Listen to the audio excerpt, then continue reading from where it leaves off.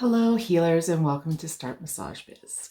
Today, we're going to be talking about the pros and cons of being your own boss.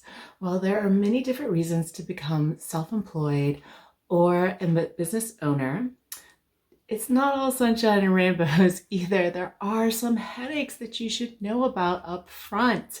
So let's talk about the pros first, the positive, good stuff, right? Number one, you can fire your own clients. I don't know if you've ever worked for a business or a boss where they would not fire a client who had borderline bad behavior, someone who made you feel very uncomfortable. But it sucks. I feel you on that one. I've definitely been there before. Number two, you can pick your specialties and design your treatments. So when you're the boss, you're more likely to get away from being just a generalist and become a specialist, someone who can create their own type of modality or treatments. And when you do, when you become the expert, you can charge more for what you're worth, and you also have a lot of new business opportunities as well.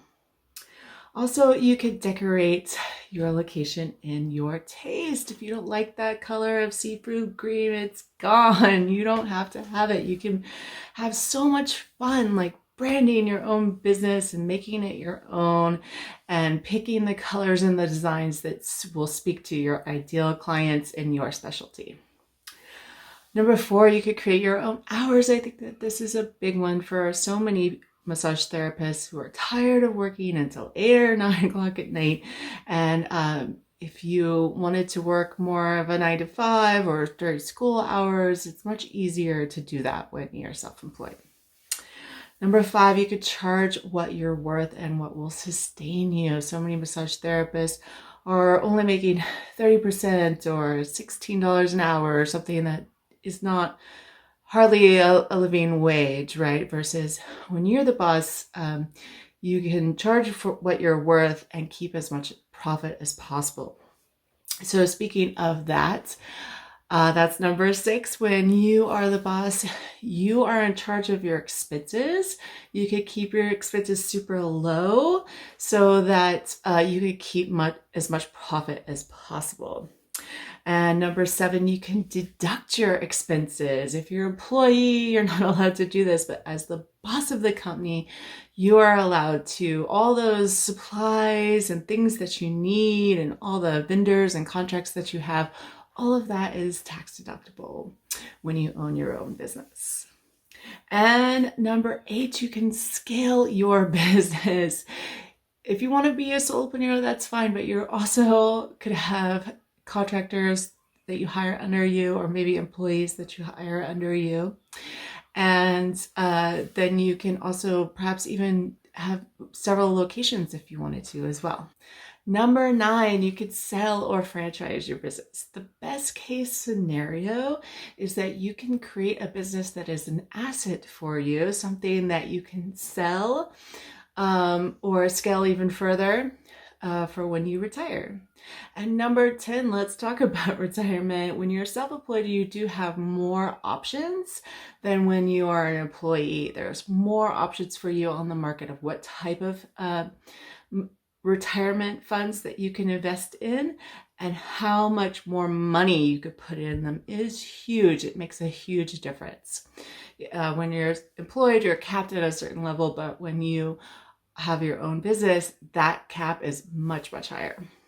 So let's talk about the cons, shall we? Here are the headaches that I was talking about. Number one, you have to fire your own clients. Yes, number one in the pros and cons are the same thing. When you are the boss, you're the one who has to have those awkward conversations with a client about why they're not right for your business anymore. Number two, you're going to be paying self-employment tax. So most people who are employed realize that taxes come straight out of their paycheck, but what they may not realize is that your employer is also paying taxes on your behalf, right? They're pretty much paying the same much as you are for your taxes, right? When you are the boss, you pay both of those taxes.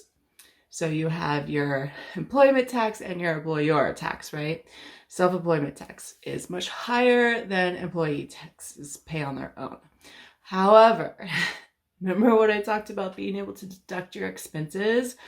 That kind of evens things out in the tax related world, right? So even though you're taxed at a higher rate, you're also able to deduct a lot, and things usually kind of work out better in your favor. And number 3, you need to pay your taxes quarterly. This is something that I think catches a lot of self-employed people off guard their first year.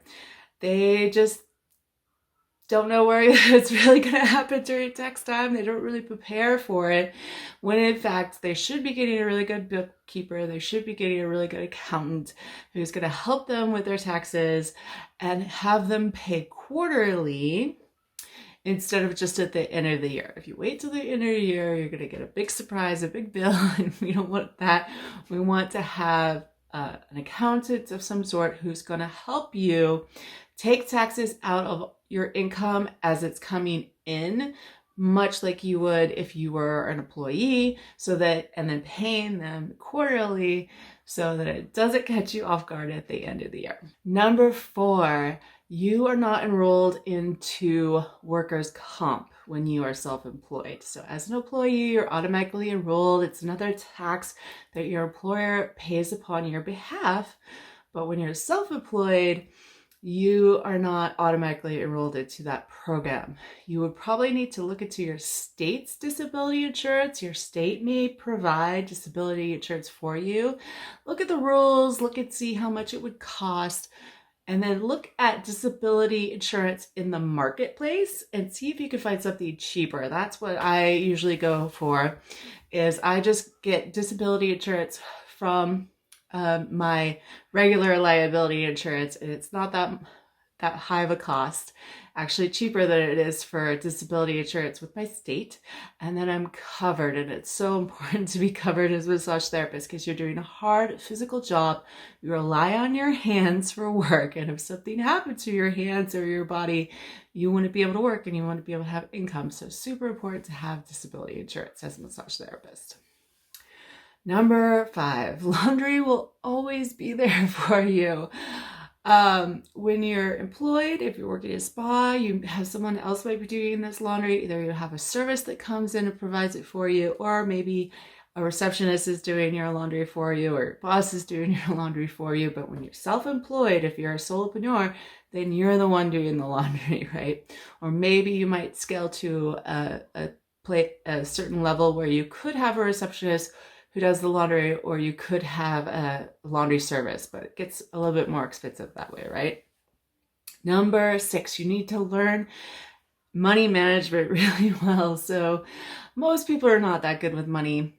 It's just nothing that any of us are really good at. We all tend to overexpend more than what we earn, right? But when you are the boss, you need to be much more careful with how much you're spending and how much you're saving and what you're putting away for taxes, and saving your gift certificate money so that it just doesn't disappear by the time everybody tries to collect, right? So you have to be much more careful, and again, having a bookkeeper to help you on a regular basis is really key for that.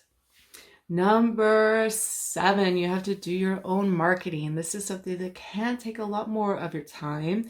Writing newsletters to clients to keep them coming in, or placing ads on Facebook, or placing ads somewhere in your local community might be helpful to you, but you're the one who's going to have to design those messaging and design the flyers or whatever it is that you have, and the one who's passing them out or paying for them to be passed out, right?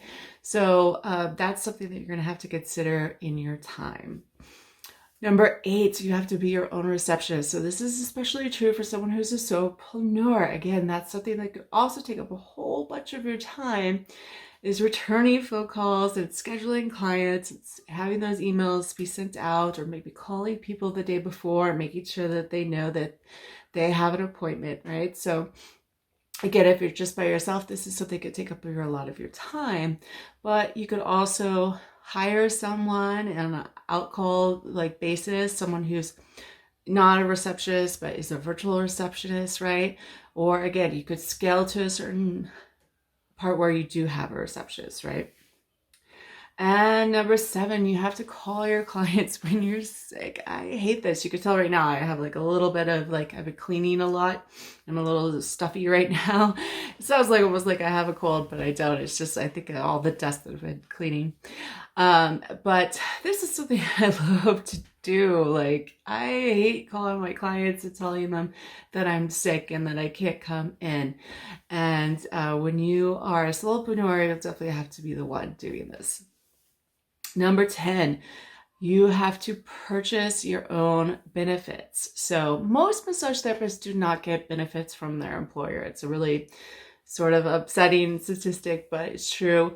Either you have to be employed with a really large chain like a hotel or a resort or some sort of casino or something like Massage Envy, where they're a big franchise, right? And they can afford to pay benefits.